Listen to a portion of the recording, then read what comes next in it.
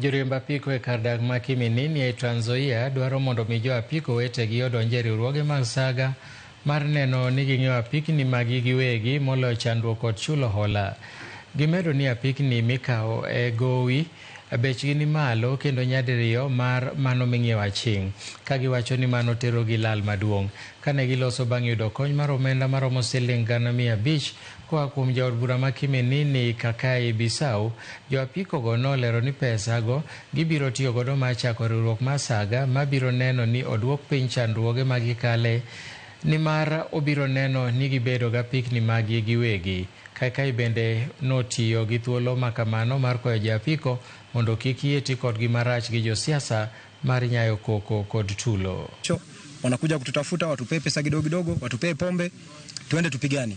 But namshukuru kwa sababu amekuwa kiongozi wa adabu na kiongozi wa hekima mwenye ameona huyu boda hata zidi kuwa gun.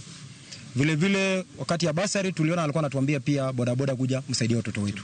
Kuweka msingi kabisa, tumeona ametupea cheki hapa ya 500,000 ili kwamba vijana hawa pia waanzie maisha hapo kwa maisha ya sako, waweze kujipanga ili kesho ile pikipiki ambayo wanalipa ya tajiri waweze kulipa yao.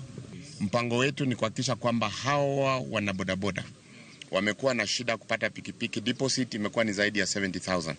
By the time wanamaliza kulipa pikipiki is close to 350-400,000.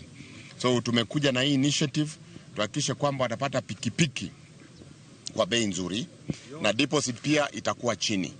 Na pia tumeweka wana tuktuk ndani, anybody in the transport sector, wale wa mikokoteni, wale wa punda, we want to do that.